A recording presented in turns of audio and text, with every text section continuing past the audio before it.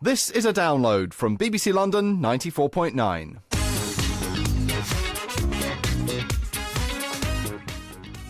Hi there, I'm Faye Carruthers, and this is the Inside Chelsea podcast. This BBC London download looks at what's been happening in and around Stamford Bridge over the last 7 days and is available from the Chelsea website, the BBC London website and from iTunes. Well, it's certainly been a busy time for the Blues this week, with plenty to report both on and off the field. At the weekend, they recorded their first Premier League victory since Andre Villas-Boas took over as manager. Then there was the introduction of 2 new signings. The Chelsea ladies showed their support for one of the club's leading charities. And finally, at the back end of the week, the manager gave us the details about another arrival at Stamford Bridge in his pre-match press conference ahead of the visit of Norwich City. And of course, the draw for the group stages of the UEFA Champions League was announced.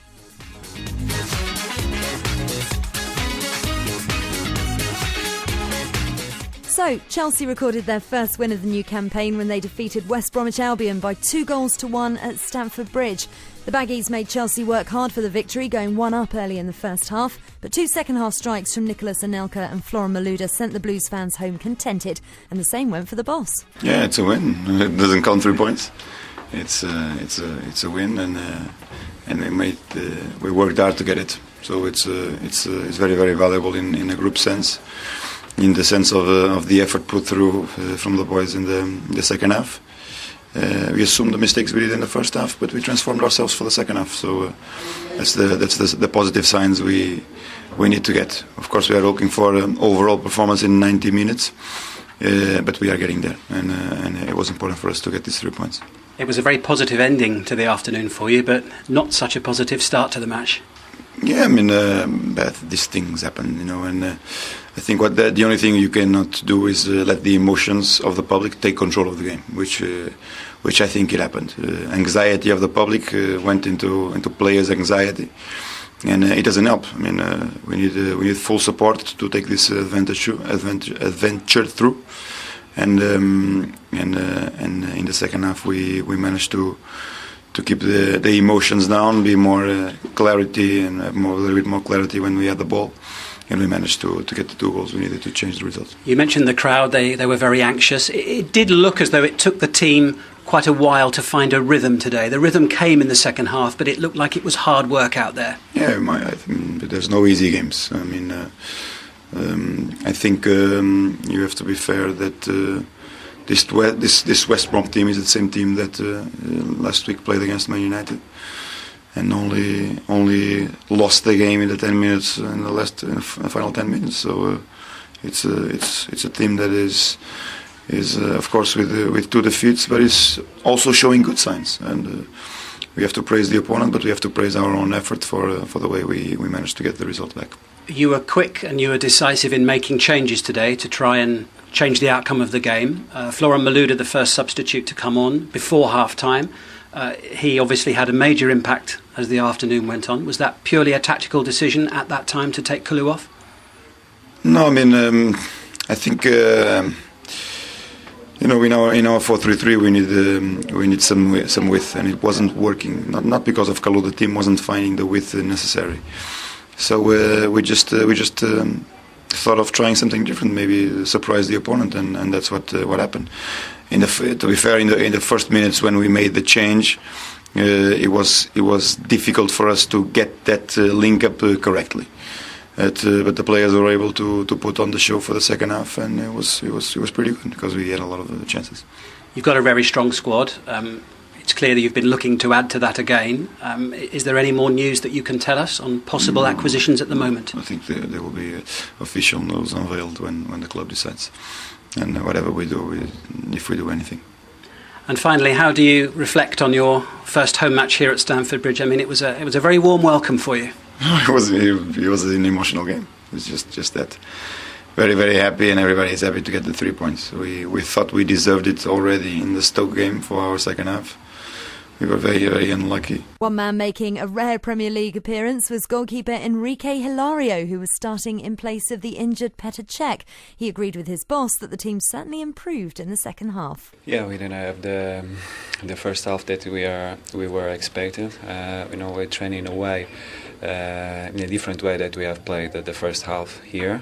But in the end, I think the second half was good and was worth to have the 3 points. It's the first time you've started in the Premier League for quite a while. A big vote of confidence for you from the new manager.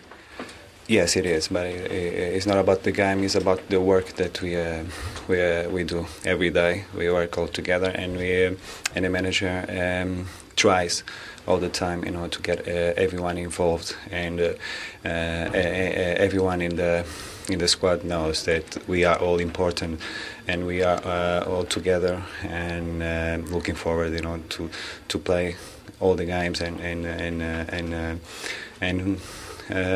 finish in the top of the league. You must have been pretty unhappy to concede a goal very early in the match. Yes, it's not good. It's not good to concede a goal either at the beginning of the match. I think it's worse to concede it late on the game. But I had the feeling that the game was not finished. It was a long time for us to play, and we were confident and that we could have get back in the game and win. You looked confident as the game wore on. You made lots of clean catches, a couple of good saves as well. Did you feel that you were settling down into playing in the first team again? Yeah, as I said before, it's about the work. It's about the quality of work that we train. We practice every day with the same principles all together. And I was feeling that during the week with my colleagues. They were giving me all the confidence, and I think that's just enough. The team were much better in the second half than the first. What was the feeling at half-time in the dressing room? The feeling was we were happy because it was the second consecutive game that the first half was not good as we expected, and the manager was not happy as well, and sometimes it's worth to have a good to have a half-time break, to settle down, and for the manager to speak to us to make the right speech, I think, and that was what happened. The team had a lot of success under the last manager, Carlo Ancelotti. The new manager has got a successful track record with Porto. Mm-hmm. Is it very different working for him? Does he have a very different style? Yes, I think all the managers have different styles, and it doesn't matter who was here in the past. I know Carlo was brilliant. We won the double, which is not easy to win. But now we have to look forward, and at the moment we have a young coach that has all the credibility, and he has shown in the past with Porto. He's got the quality, he's got the methodology, and I think the players are happy with the training sessions, with the principles that he's been applying during the week and in the games. It's a matter of time now, and to put those principles in the game and win games. Hi there, I'm Faye Carruthers, and you're listening to the Inside Chelsea podcast. Moving on to Tuesday, when two of the club's newest signings, Romelu Lukaku and Oriol Romeu, had a get-to-know-you session with the British press. Oriol's grasp of English will only improve, while Lukaku's is great, and he said it's always been an ambition of his to come to Chelsea, and he's eager to learn from his boyhood hero Didier Drogba, but he stressed he has no designs on replacing him at Chelsea. Very similar, very, very similar, but also I have pace, and in 1-against-1 I'm also very strong, but to be compared with him, it's like a very big honor to me. Every time on training I spend time with him, we talk a lot, I sit next to him also in the dressing room, so every moment that I spend with him is like I listen all the time, because he always give me advice what I have to do there and there. So also with Nico and Fernando is the same. So I'm very happy that I have world-class strikers around me. Now, some new members of the Chelsea ladies football team were in Southwark this week playing with local kids as part of the club's continued partnership with the Help a London Child charity. Disadvantaged children from the area got the chance to test out their skills against top women footballers. BBC London 94.9's Philippa Miranda spoke to Blues defender Sophie Perry about the initiative. Well, I've always enjoyed playing football, and it's nice to actually give something back to the community. So, I got involved with it through Chelsea, really, through the manager asking if I wanted to do a bit of work, and I agreed to. So initiatives like today are not new for you. How important do you think these initiatives are for you girls to show up, for other girls to want to come and play football?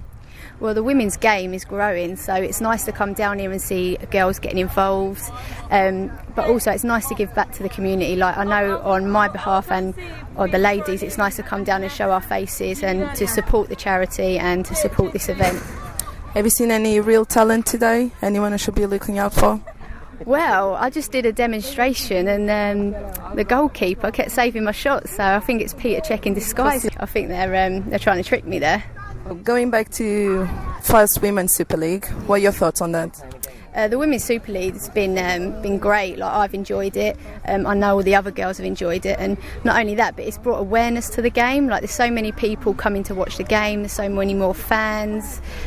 Also with ESPN covering it, it's been a great success. So yeah. Got now the last game of the season against Everton. I was told that it's free admission. Can you tell me where the game's going to take place? Yeah, the game takes place at Tooting Mitcham FC. It is free to enter, so everybody come down and support. But there's a catch at the end. There is a catch at the end.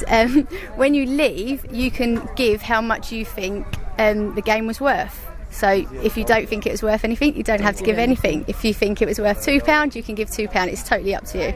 Are you looking, obviously, to take 3 points out of that game? Yeah, definitely 3 points. I mean, the last couple of games we haven't been happy with our performances, so we want to end on a high. We want to get 3 points and then lead into the cup and show a lot of confidence leading into the cup, really. Now in the cup, it's a knockout competition. Do you think that makes it more competitive? To be honest, each game's competitive. Like within the WSL, like every game's been a hard game, and we've gone into it as we would go into any other game. But knockout stages, it is hard because you don't want to go out in the first round. So it's going to be a very, very competitive game. Now, as the week drew to a close, Chelsea announced that they'd completed the signing of Valencia and Spain winger Juan Mata on a 5-year deal. The 23-year-old becomes Andre Villas-Boas' fourth signing of the summer, following the arrivals of Oriol Romeu, Romelu Lukaku and Thibaut Courtois. Mata is available for selection against Norwich, and Andre Villas-Boas gave his reasons for wanting the Spanish international. We were looking for a player that give us some creativity in the final third. Not that we don't have, but we want to always to add when you can find talent of this nature. We thought that the price was reasonable for what has been Mata's qualities and his demonstrations in the Spanish league and in the Champions League, and we decided to bring him in. And, it's one big addition that everybody was looking forward, particularly you guys, because speculation was coming from all fronts and criticism for the lack of market activity. So we can be a little bit laid off from you guys now, and it means that we are aware and present, and when the right time comes, we make the necessary changes if we believe in them. Yeah, I mean, he can play right, left, and through the middle. He has been tested as well in 4-4-2, not just in a 4-3-3, so it gives us that kind of flexibility in terms of formation as well. Has an eye for goal and has a magnificent record of assists throughout his career when he joined Valencia from Real Madrid B. So I think comes I think one of the biggest challenges for his career now at the Premiership, and I mean he has made his public comments on that it's a step up for his career. and we are hopefully that they can add up to the quality of our squad. He also mentioned that he could still be interested in bringing more players to the club before the transfer window closes. The only thing I can confirm to you is that we have made a bid for him, but we are very, very far apart in terms of numbers, and it's very, very difficult that it would happen. He's not only in Porto, but he has a tremendous influence in the Uruguay national team. Didn't play, of course, the first game in Copa America, but was then the Tavares selection.